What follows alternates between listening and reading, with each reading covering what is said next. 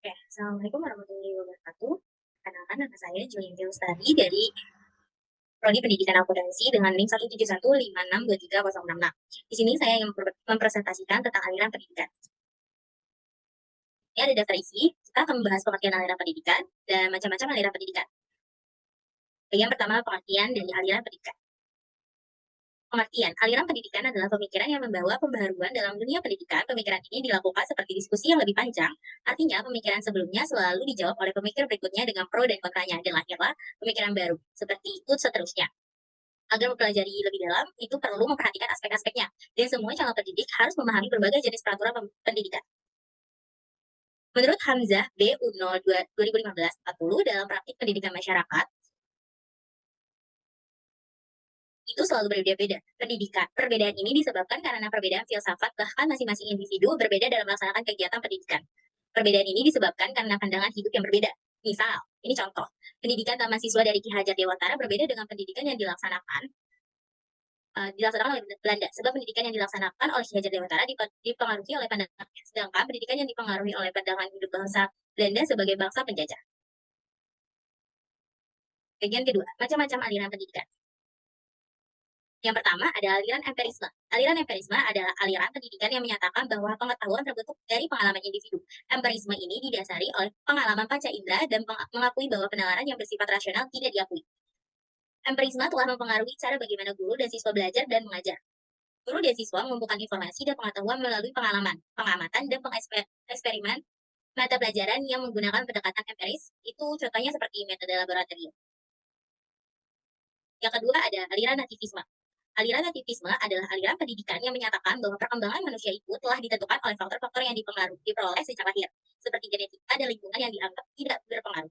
Aliran nativisme ini memiliki beberapa kegunaan dalam pendidikan, seperti memperhatikan potensi dan kemampuan individu, serta membantu mengembangkan keberhasilan belajar ditentukan oleh individu sendiri.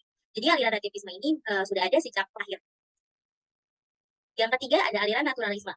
Aliran naturalisme dalam pendidikan adalah aliran yang menekankan bahwa pendidikan harus mengikuti alam dan lingkungan. Aliran ini percaya bahwa manusia dapat belajar melalui pengalaman-pengalaman alamiah di sekitarnya dan melalui proses eksplorasi dan pengalaman langsung. Aliran naturalisme juga menekankan bahwa pendidikan harus menekankan kemampuan memecahkan masalah dan mengembangkan keterampilan yang berguna dalam kehidupan sehari-hari, serta melestarikan kepedulian terhadap lingkungan.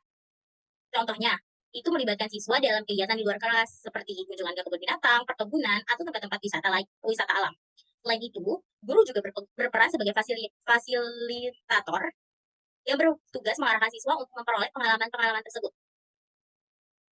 Yang keempat, aliran konvergensi. Aliran konvergensi adalah aliran yang menggabungkan dua aliran, yaitu nativisme dan empirisme. Aliran ini menganggap bahwa perkembangan individu dipengaruhi oleh faktor pembawaan dan lingkungan secara bersamaan. Aliran konvergensi ini menekankan bahwa kedua faktor, baik pembawaan maupun lingkungan, memiliki andil yang sangat besar dalam mempengaruhi perkembangan individu. Contoh, seorang anak yang dilahirkan dari kalangan guru akan memiliki pengaruh dari lingkungan dan faktor pembawaan yang sama-sama berperan dalam perkembangannya. Begitu juga dengan seorang anak yang dilahirkan dari kalangan ustadz. Yang kelima, ada aliran progresivisme.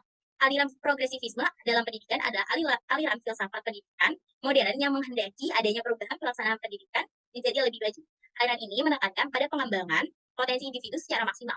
Aliran progresivisme juga menekankan pada pengembangan keterampilan sosial dan emosional siswa. Contohnya, itu ada pembelajaran berbasis masalah, pembelajaran kooperatif, dan pembelajaran berbasis proyek, keterampilan berkomunikasi, kerjasama, dan kepemimpinan dari peserta didik tersebut. Yang terakhir ada aliran konstruktivisme. Aliran konstruktivisme dalam pendidikan adalah aliran yang menekankan bahwa pengetahuan mutlak diperoleh dari hasil melalui pengalaman yang diterima lewat panca indera, yaitu penglihatan, pendengaran, peraba, penciuman, dan perasaan. Contohnya, itu misal guru dan siswa mengumpulkan informasi dan pengetahuan melalui pengalaman, pengamatan, dan pengeksperimenan. Itu bisa seperti metode laboratorium atau pembelajaran berbasis proyek yang lainnya, seperti membuat robot.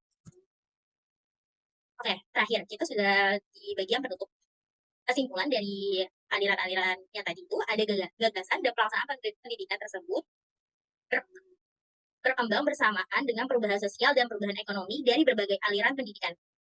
Perubahan dari berbagai aliran pendidikan ini penting bagi tenaga pendidikan untuk memahami konteks pendidikan, serta memahami perbedaan antara aliran-aliran pendidikan dan mengadaptasi pendekatan yang tepat sesuai dengan dinamika manusia dan masyarakatnya.